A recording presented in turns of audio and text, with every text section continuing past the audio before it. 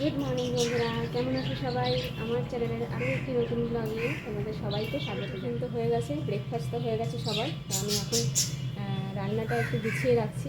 তো কী রান্না করছি চলো দেখতে থাকো। মুগ ডালটা ভাজা করে নিচ্ছি।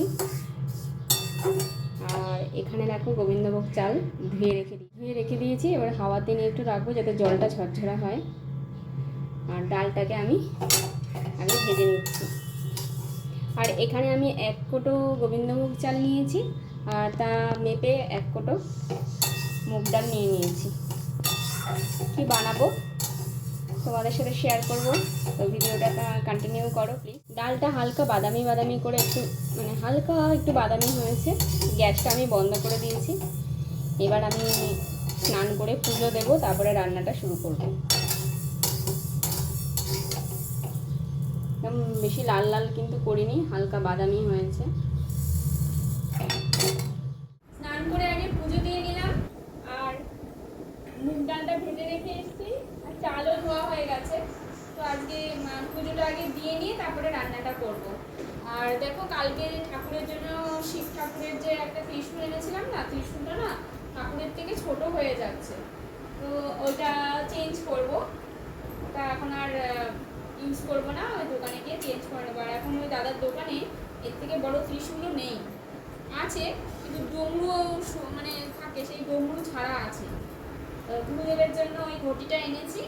ওই ঘটিটায় গুরুদেবকে জল দিতে হয় একটা ঘটিতে, কিন্তু আমি এতদিন ধরে দিতে পারছিলাম না, যাওয়াও হচ্ছিল না আনতে। আজকে এই ঘটিটায় গুরুদেবকে জল দিয়েছি। কেমন লাগছে সেটা বলো? দারুণ লাগছে, নতুন জিনিস চকচক করে, কিন্তু কয়দিন পরে মাজতে মাজতেই তো ওটা আবার কালারটা চলে যাবে। এই বাসনগুলোকে দেখো জল দিয়ে ধুয়ে মুছে রেখে দিচ্ছি, তাহলে চকচক করবো। তো অনেকটা জ্ঞান দিয়ে ফেলেছি, এবারে রান্না করতে যাবো। রান্না করি চলো।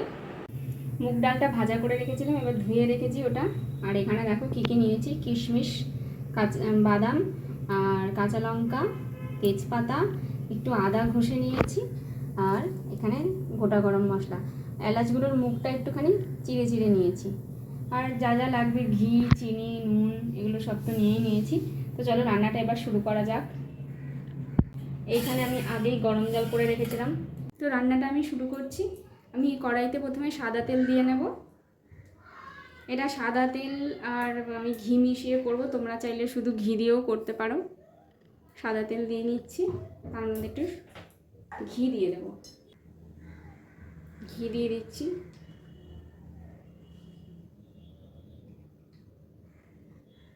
তোমরা চাইলে শুধু ঘি দিয়েও করতে পারো, আমি একটু সাদা তেল অ্যাড করলাম।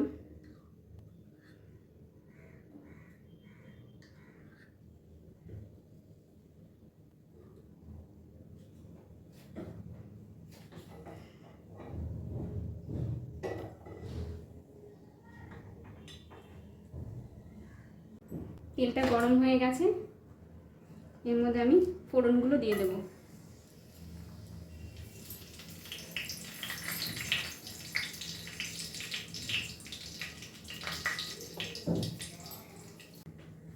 ফোড়নটা ভাজা ভাজা হয়ে গেছে, বাদামগুলো ভেজে নেব।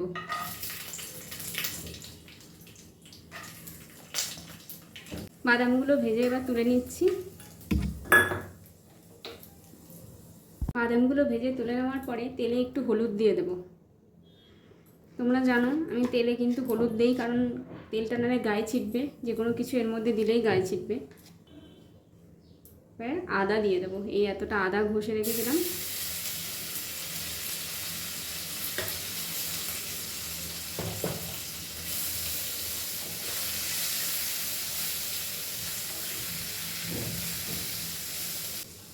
এবারে কিশমিশ আর এই লঙ্কাটাও দিয়ে দিলাম।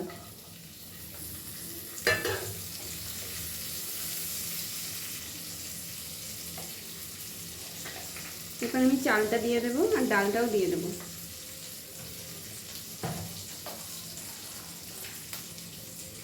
ডালটা আগে দিলাম।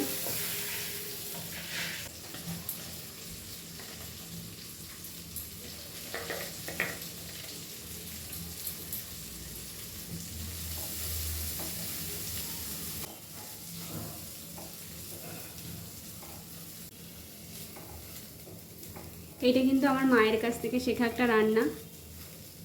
মা এটা আগে প্রচুর বানাতো আর এখনও বানায়, মায়ের কাছ থেকে পুরো শেখা এটা।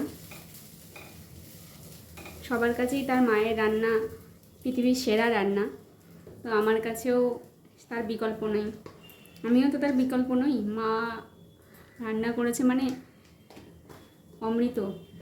তো হলুদ দিয়ে দিলাম আর এর মধ্যে একটু নুন দিয়ে দেবো, পরিমাণ মতন দিয়ে নেব। খুব সুন্দর করে ভাজা হয়ে গেছে, এবার গরম জল এর মধ্যে দিয়ে দেব। আর চাল ডাল যতটা নেবে তার ডবল দেবে জলটা, তাহলেই মাপ মতো হয়ে যাবে। আমি 1 কোটো চাল 1 কোটো ডাল নিয়েছি, তাই 4 কোটোর মতন জল অ্যাড করব। আমি জলটা আগেই গরম করে রেখেছিলাম, দিয়ে দিচ্ছি।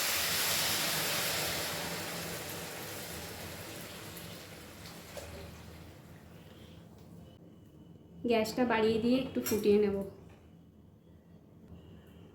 রান্নাটা একটু হলদে হলদে হবে বলে একটু হলুদ বেশি করেই দিলাম, মানে খুব বেশি দিলে তো আবার হলুদের তিতো তিতো লাগবে, কিন্তু যতটা খাটে ততটাই দিলাম। এটা ফুটুক,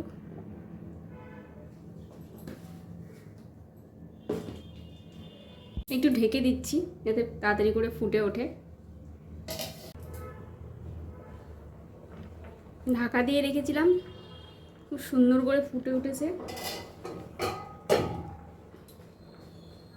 দারুণ একটা ফ্লেভার বেরিয়েছে। আমার মা এটা রান্না করলে অবশ্যই নারকেল ভাজা করে দেবে, মানে নারকেলগুলোকে চাকচাক করে যেরকম কাটে না, নারকেল চিলো বলে ওটাকে, অবশ্যই মা সেটা দেয়, কিন্তু আমি নারকেলটা দিতে পারলাম না, নারকেল নেই ঘরে। চিনিটা অ্যাড করবো কারণ এটা একটু মিষ্টি মিষ্টি হবে।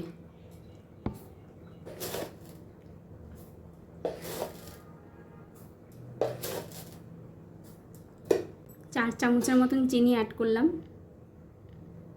যদি লাগে আরও পরে দেব। একটু মিষ্টি মিষ্টি না হলে খিচুড়ি খেতে ভালো লাগে না, ঝাল ঝাল মিষ্টি মিষ্টি।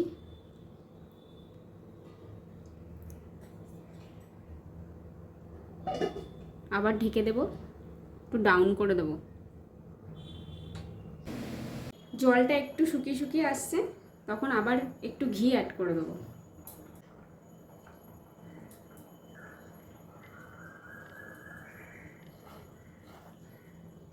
এত সুন্দর একটা ফ্লেভার বেরিয়েছে, কি বলবো তোমাদের।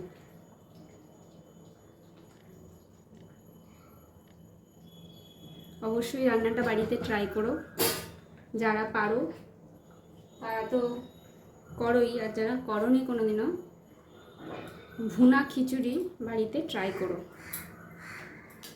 এই পর্যায়ে একটু নুন মিষ্টি দেখে নিতে হবে, কারণ একটু মিষ্টিটা নুনটা কড়া কড়া দেখলে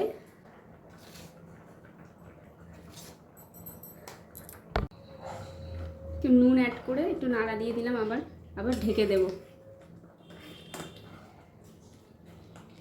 ঢাকাটা খুলে দিয়েছি, এবার বাদামটা দিয়ে দিলাম।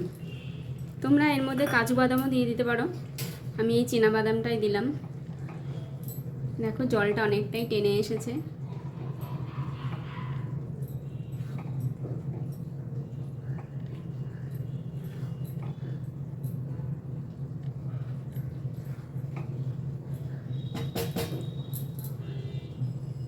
অনেকে এর মধ্যে অনেক কিছু অ্যাড করে, কিন্তু আমার জন্য এই কটা জিনিস অ্যাড করে যা স্বাদ হয় তাই অনেক। কোনো মশলাই লাগলো না, জিরের গুঁড়ো টুড়ো কিচ্ছুই লাগলো না। আবার ঢেকে দেব।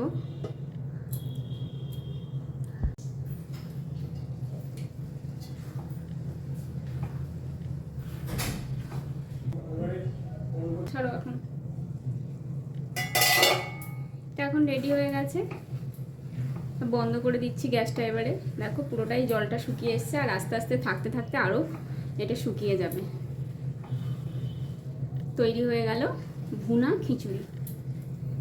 এটা ঠান্ডায় নেব, ফ্যানের তলায় রাখলে পুরো শুকিয়ে যাবে। এর সাথে বানাবো এখন, এর সাথে খাওয়ার জন্য ক্যাপসিকামের পাকোড়া বানাবো। তো বানিয়ে নিই। এই দেখো টেবিলে থালা সাজিয়ে নিয়েছি, সৌমের বাবা দারুণ ডেকোরেশন করেছে স্যালাডটায়, দেখো আমার কাছে দারুণ লাগছে। আর এখানে ক্যাপসিকামের পাকোড়া, আর এখানে খিচুড়ি। খিচুড়িটা একটু মাঝখানে এসে একটু নাড়া দিয়ে দিয়েছিলাম, নাড়া দিয়ে আবার ঢেকে দিয়েছিলাম।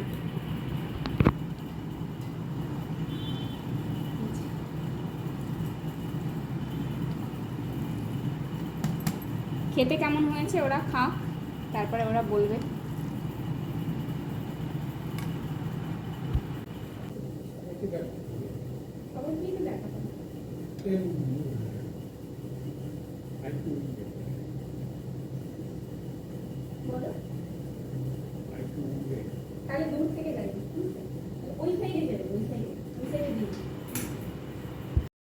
তো আমরা এখন খাওয়া দাওয়া করছি বন্ধুরা। তো আজকের রেসিপি তোমাদের কেমন লাগলো প্লিজ আমাকে কমেন্ট করে জানিও। ভালো লাগলে একটা লাইক কমেন্ট শেয়ার করে দিও, আর এরকমভাবে আমাকে সাপোর্ট করে যেও প্লিজ। তো দেখা হবে নেক্সট আরও একটি ব্লগে। ততক্ষণের জন্য তোমাদের সবাইকে টাটা।